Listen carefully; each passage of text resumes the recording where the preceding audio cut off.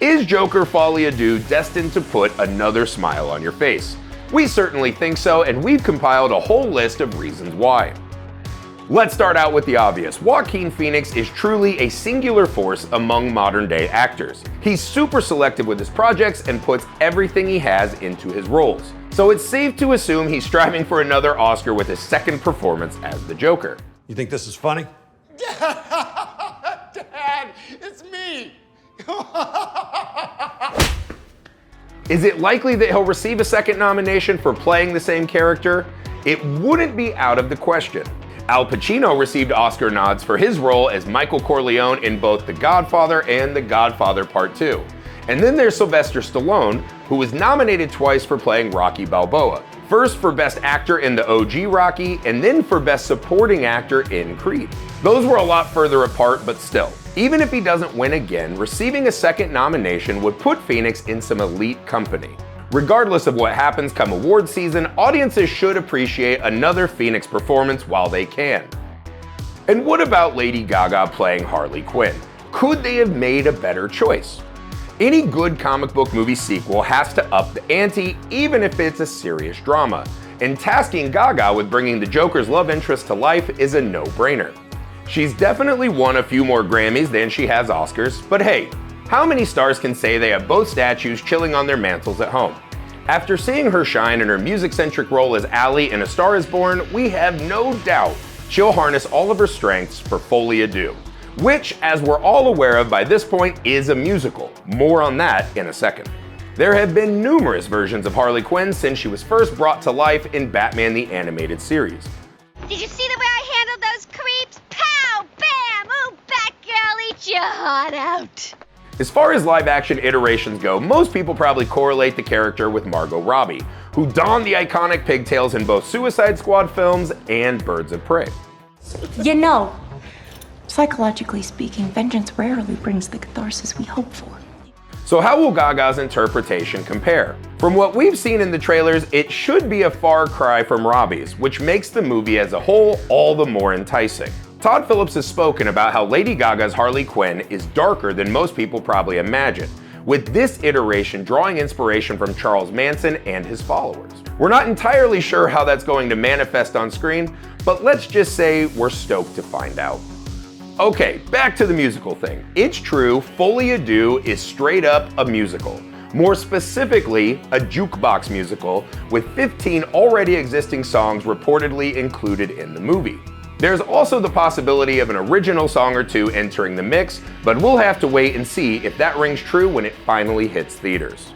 It's understandable if some are skeptical about this. Probably one of the most divisive genres out there is the musical. But don't forget, the first Joker was a huge risk itself. It took a well-known villain who's already seen numerous interpretations and basically inserted him into Taxi Driver. It functioned as a way to do something new with the source material beyond the typical superhero blockbusters. And Todd Phillips pulled it off perfectly. Joker 2 is now doing the same thing by infusing those Taxi Driver sensibilities with full-blown musical numbers, harkening back to yet another era of Hollywood that far too many are willing to overlook. Musicals are sort of making a comeback. Remember that Wonka became one of 2023's surprise hits, and Wicked comes out later this year. You're green. I am. That being said, Folie may get people who wouldn't normally see a musical to sit down and actually watch one. And that could get them interested in seeking out others, which would be a fantastic outcome for all of this. Another cool thing to consider is the bigger picture and how Folie is poised to expand this particular Batman universe. 2019's Joker planted the seeds for this. It may have foregone traditional comic book movie sensibilities, but it still had a ton of Easter eggs for DC fans to pick up on. The film has references to everything from Batman the Animated Series to The Killing Joke, along with Arthur Fleck coming face to face with a young Bruce Wayne. Get away from her, man. It's okay, I'm a good guy. One would imagine Folie will have plenty of these too, and it could go even further in fleshing out this version of Gotham City. If you're not a subtitles person, you may have missed an iconic Batman villain in the latest trailer, being that he's speaking off screen. They believe Arthur Fleck to be some kind of martyr. Yep, that's the voice of none other than Harvey Dent. His inclusion makes sense given his career path as a district attorney, and it looks like Arthur Fleck's going on trial in this film. Whether Dent becomes the villainous Two-Face during its runtime remains to be seen, but this shows that the sequel is willing to bring in other Batman characters. Some would be natural fits. James Gordon could very easily enter the story as disillusioned Gothamites continue to clash with the Gotham Police Department. Hugo Strange could also make an appearance with Arthur and Harley being locked up for a period of time. This is wishful thinking, but it could be an opportunity to showcase new takes on these well-known characters. And even if they don't find a way to meaningfully fit them all in this time around, there's always the next installment. We're here for it. Something else to consider is that Folie Deux is DC's only live-action entry for 2024, which is definitely a good thing. Looking at the biggest box office bombs of 2023, it's a bit concerning that DC movies appear multiple times on the list. Shazam! Fury of the Gods, The Flash, Blue Beetle, and Aquaman and the Lost Kingdom all earned a spot. That's what I call a total success. Yeah, it was pretty bad. There are many possible reasons why these movies failed to make an impact. You could certainly blame superhero fatigue, that's an obvious one. You could also blame the announcement that James Gunn and Peter Safran were rebooting the entire DC film universe. It's pretty hard to care when you know that there's no future beyond the credits that await you in T-minus 2-ish hours. Either way, DC needed to take a breather. Can we please just take a minute? Sorry, dude. Yeah, but bro, of course. Having only one movie this year, let alone one that's a sequel to a billion-dollar hit, might be the right move. It makes it feel more like an event rather than a homework assignment for a test that'll no longer come. The MCU went the same route. Deadpool and Wolverine is the only MCU flick this year, and it worked out pretty well. You know, surpassing Joker to become the highest-grossing R-rated film of all time and all. Let's f***ing go. Speaking of being R-rated, it's a relief to know that Folie Deux falls in this category like its predecessor. The superhero fatigue thing is real, and a big part of it is that audiences have gotten tired of the same old approach that both Marvel and DC subscribed to for the longest time. Epic CGI-laden action generously sprinkled with predictable PG-13 humor. This is why movies like Logan and Joker proved to be so successful. They offer darker, more thoughtful takes on the genre while still staying true to the characters themselves. Folie Deux could easily reach the same heights, being that it's a direct continuation of Joker. But beyond that, it's set to be a very idiosyncratic R-rated film, what with it being a musical and all. We haven't seen a superhero musical in decades, and R-rated musicals in general are hard to come by. So it goes without saying that Folie Deux is set to upset just about every norm possible.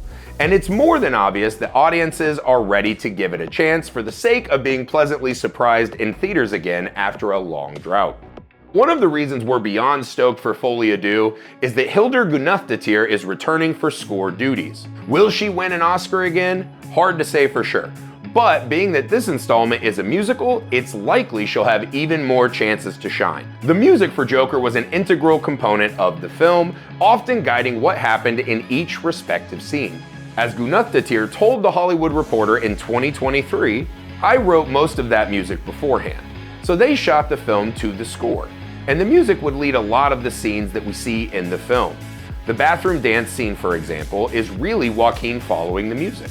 One could surmise a similar process would follow for Joker 2, especially with the music being far more front and center. Also worth noting is that the already existing songs reportedly won't be simple karaoke versions. Variety spoke with a source close to the sequel who said Guðnadóttir will be applying her own style to these numbers, a very exciting notion indeed. Also returning for Folie Deux is cinematographer Lawrence Sher. He received an Oscar nomination for his work on the first Joker, but lost out to Roger Deakins for 1917. The sequel could be his shot to win the award even if he has stiff competition from the likes of Greg Fraser for Dune Part 2.